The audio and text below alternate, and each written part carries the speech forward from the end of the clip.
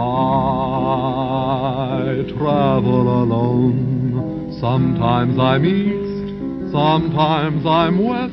No chains can Greetings and welcome to Georgian, Crossroads, and beyond. And today we are definitely going beyond as we continue ranking tourists from the worst to the best. Now, last time we talked about people who were creating active harm.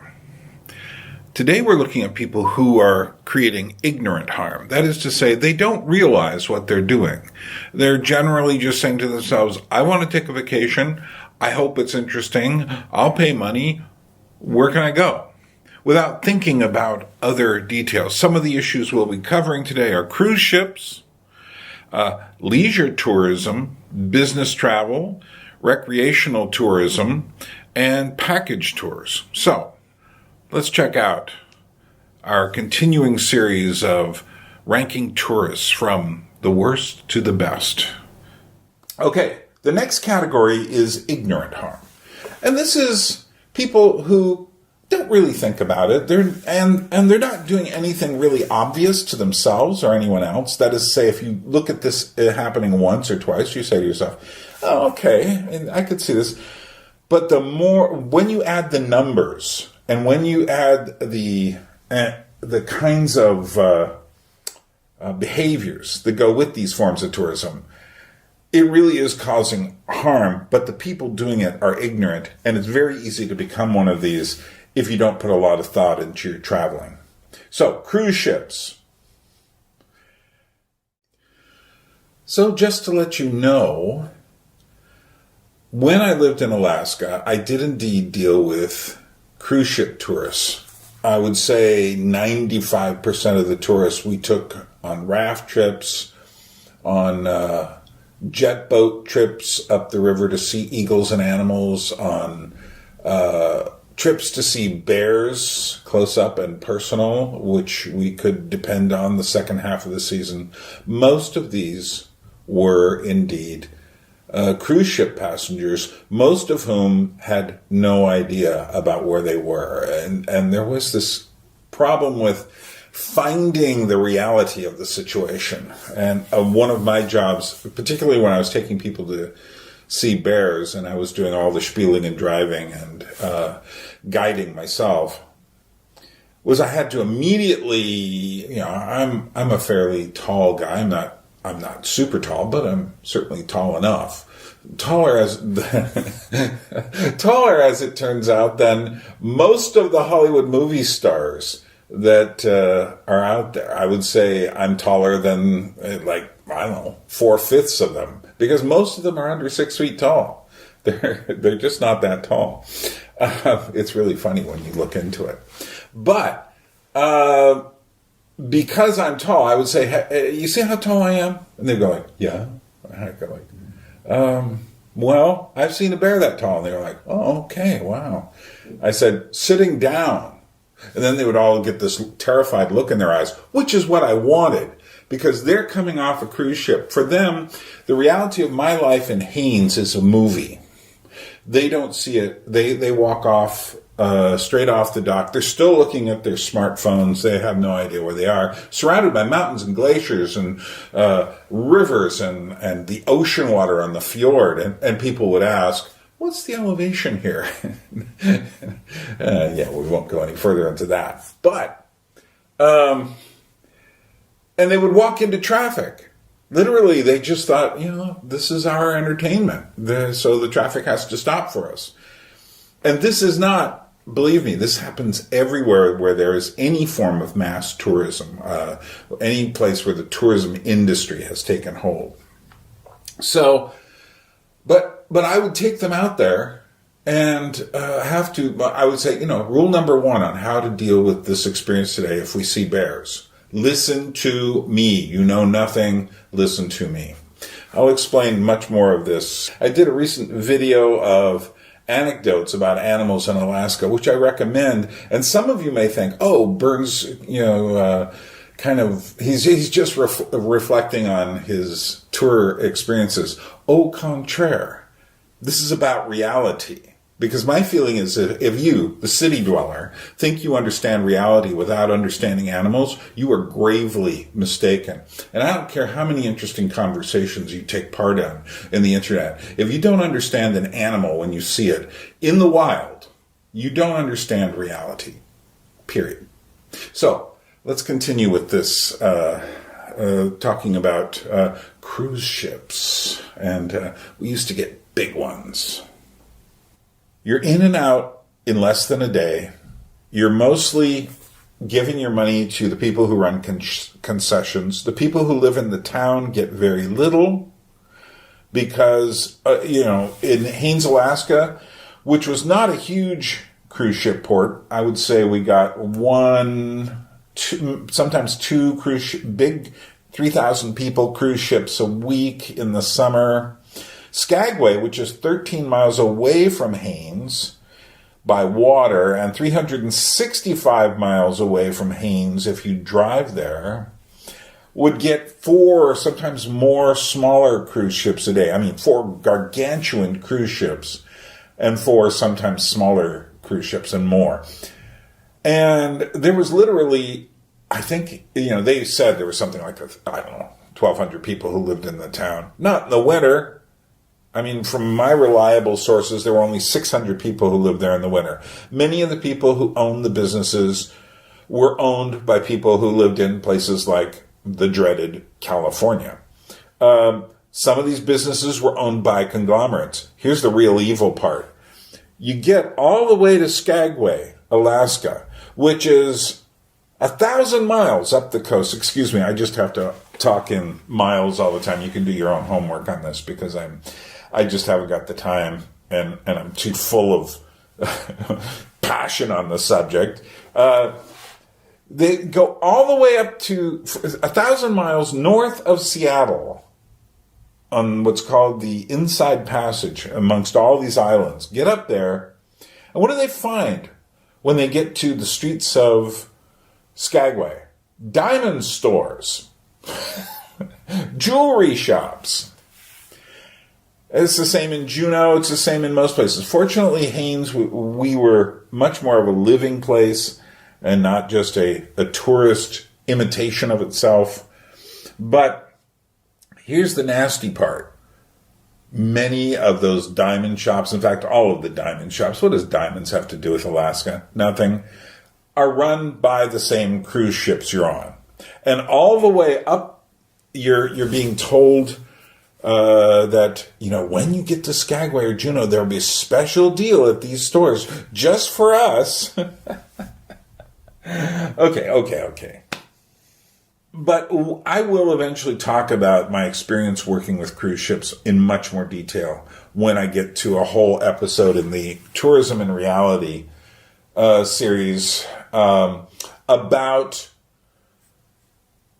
what the world of cruise ships is like. Because I did spend, I don't know how many years, 11 years, maybe 12, 12 years, I think, working with people off these ships, some of whom had wonderful experiences. And in fact, I found often the people who enjoyed the trip the most were not the people who booked the trip and came, but their younger grandchildren who were in their teens or early 20s, who just kind of came along for the ride because they looked and said they weren't expecting Alaska, and that's what was there. We'll get there. The leisure industry tourist. This is also way down there. All-inclusive resorts, tours, where basically someone is taking you around.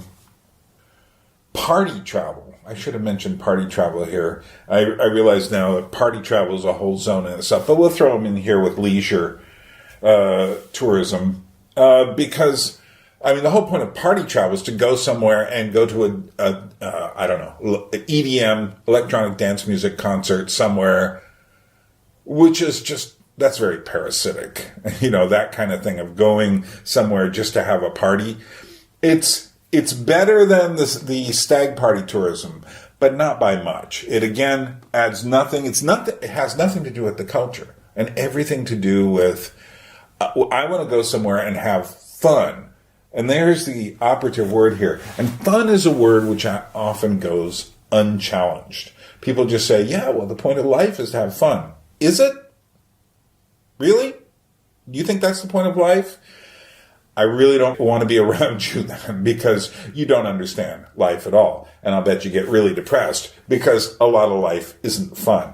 The leisure industry invites a certain kind of tourist.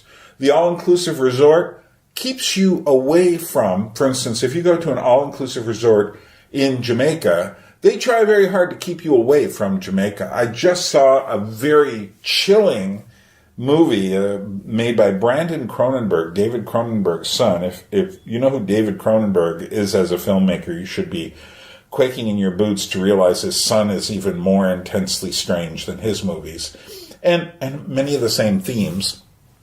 But called Infinity Pool.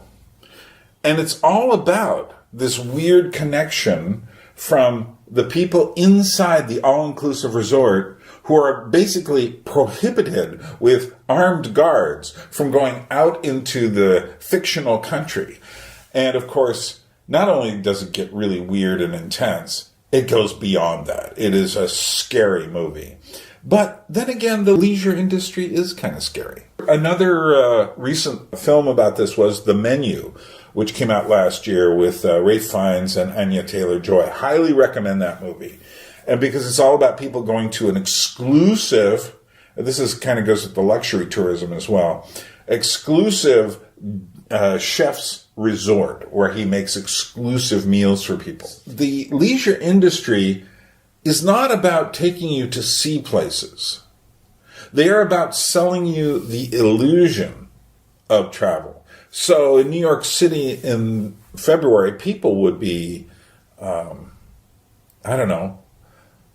drooling over tourism industry porn of yourself alone on a white sand beach with turquoise water, and the idea that you would just be sipping on a drink with a little parasol on it, and this illusion, and when you get there, it's all contained, and there's too many people there to have, because they have to make money, so they're not going to have you all by yourself wandering around on beaches. So it's a complete illusion. And it doesn't connect you to the place you are visiting whatsoever. This is similar with a lot of package tours. And we'll talk about that in a moment. Business travel is the next category. Business travel. I don't know much about it, and I'll tell you why. It's because they're on a completely different track. They're not about traveling to go see places. They're about traveling because they have deals to make. They have to go meet clients. They have to go to conferences. They have to go to inspect facilities. So their whole connection, it's not about actual travel. Yet, these are the people who probably use up more gas mileage in airplanes than everybody else combined. These are the people who, with their expense accounts, basically pay for the flights you're on because they are often charged inflated rates, especially if they're going to be in first class. I'm not going to say too much more about business travel because, like I say, it is something kept away from those of us not a part of it. But it is certainly not good travel. It is... in a sense, the business traveler only thinks of the business they have to do. And unlike some of the traveling we will see later down the line here, the business traveler is going to make money, which is a whole different sort of kettle of fish than someone going to, say, understand Renaissance art in Florence. Then we come to the recreational traveler, but really the recreational tourist. I remember once when I first arrived in Alaska, it was in the first year I was there, and I remember the person and the conversation very directly. And I was looking out over this incredible Alaskan landscape, and I was standing near someone And I said, yeah, it's hard to believe there are people who cannot appreciate this landscape without using it as a recreational opportunity. And she looked at me as if I had just taken the name of the Lord in vain. Because it had never occurred to her that there was any other way to approach the land. And I know, in Haines, Alaska, great place for recreational tourism. Once a year, we would get heli-skiers coming there. And what a heli-skier is someone with an awful lot of money who is usually taking part in these very limited competitions to go straight down 3,000 meters straight drop from a mountain, or to put it, 4,500 kilometer straight drop. Meters. Straight drop. I got to stop trying to do this. Usually I'm very nice to everyone and try to do the meters and the feet, but anyway. Down these sheer Alaskan cliffs, which were practically thrust out of the Pacific Ocean last year. And here's the thing. Costs tons of money, uses up tons of resources for very few people, helicopter rides to the top. Middle of winter, it's nice, it brings a little economy into the city. But here's the problem. In the first 5 or 6 years we were there, I think we had 4 deaths from avalanches, because this usually happens in the mid-spring, and if it warms up a bit, those mountains get loose. Now, I have watched some of the footage, and in fact, there was a live event I remember watching. It is fascinating to watch these people, but the entire time I'm watching them ski straight down these incredible slopes, I'm saying to myself, what is the point of this? Have we become so bored with reality, the answer being yes, spoiler alert, that we have to ski down, as Douglas Adams said in Hitchhiker's Guide to the Galaxy, that we have to ski down works of art. We're a far cry now from the people in the Romantic era who went to the mountains and said, this is sublime, which then brought other people to the mountains who said, wow, mountains, who now we have gotten to the point where we're going like, let's go to the most dangerous slopes we can possibly find and ski down them. But that's not the only thing. The entire field of extreme outdoor activities is just a minefield of strange, realities. Why are we doing this? Why would a person go to Papua New Guinea just to raft down a river no one else has rafted down in a rubber raft? But it's not just that. Some people go places just to water ski or to play golf. Now, hiking, I would say, is in a different zone, and we'll mention it a bit later. Because hiking, you are just kind of passively taking things in and getting something from it. But these other things, people are going there primarily to, again, use the place. Now, you could say, yeah, but there's a lot of financial transactions. The unfortunate thing with a lot of financial transactions going along with tourism is they're not actually going back to the people who need them, that is, the people in the locality. Many of them are most of the money is going to people who sit in very high towers in very large cities and who collect the money from this industry.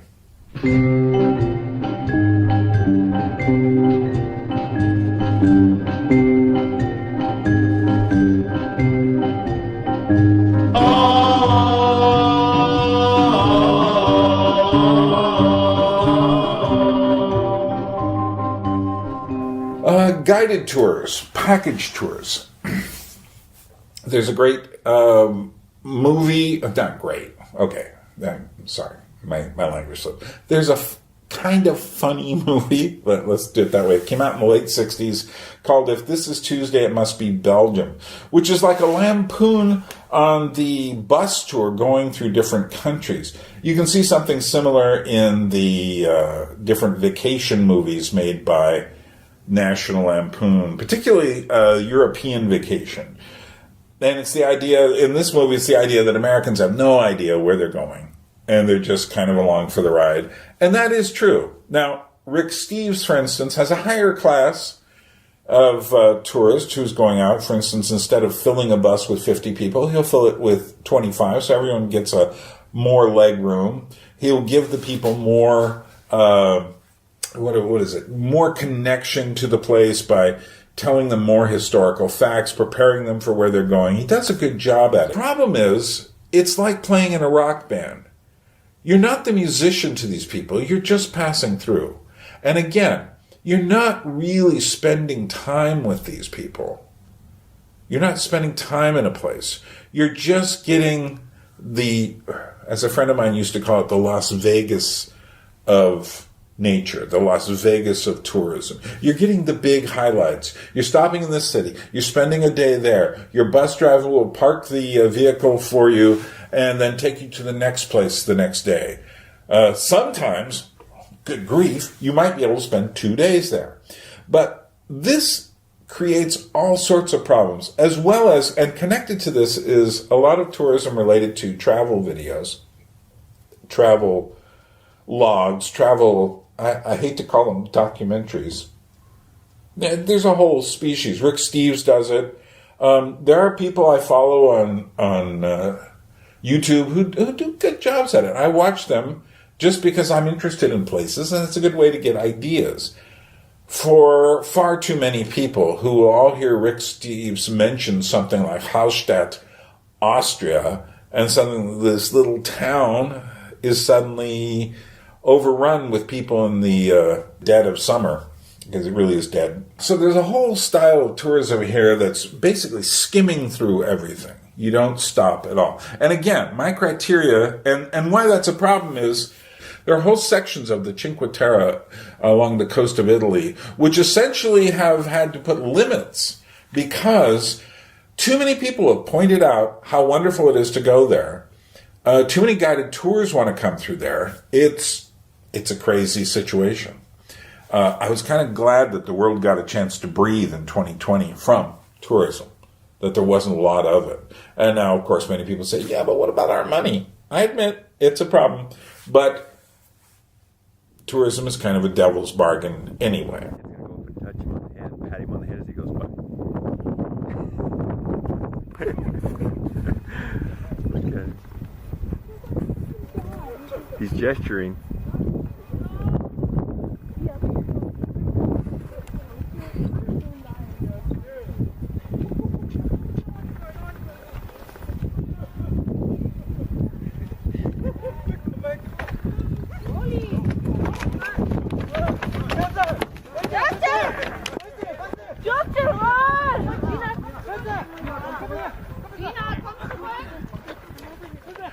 Well, I hope you enjoyed our ranking of tourists, and I hope you weren't too offended. With the exception of the people at the bottom of the list, most of these, there's always room for improvement. You can become a good traveler. You can go on and to become someone who really interacts with a culture, and that is the goal. The goal of travel is not simply to go, remain yourself, and come back. The point is to go, learn something, change your life, and come back and try to understand the world in a better way. So, you know what you can do before we get out of here? Subscribe to the channel. You can also share this video if you think it's worth something. You can also, what else could you do? Ooh, there is a PayPal link below if you want to contribute, and I'll give you a hint. I've got over 700 subscribers on this channel yet, and so far I'm waiting for the first person to actually give some money. And if you do, just write and say I'm first and pass some money, because I'll tell you the truth, I don't make any money off these, and I really need to. The only way I make money is I actually make money off another channel, which is not that big a deal either, but it's through people giving. And if you'd like to support what I'm doing here, and if you'd like to see more videos, because I'll tell you the truth, this is the channel that I think about cutting out when I think about cutting channels out, because I don't seem to be able to connect in a certain way. And maybe that's my fault. Or maybe I just need more support from you. You think about it. From Tbilisi, Georgia, this is Byrne saying Nachwamdis, which is goodbye, and Droebit. Temporarily. We will meet again.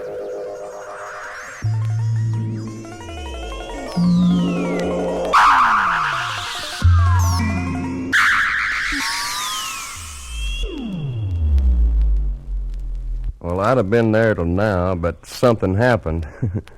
You don't happen to have a fuse on you, do you?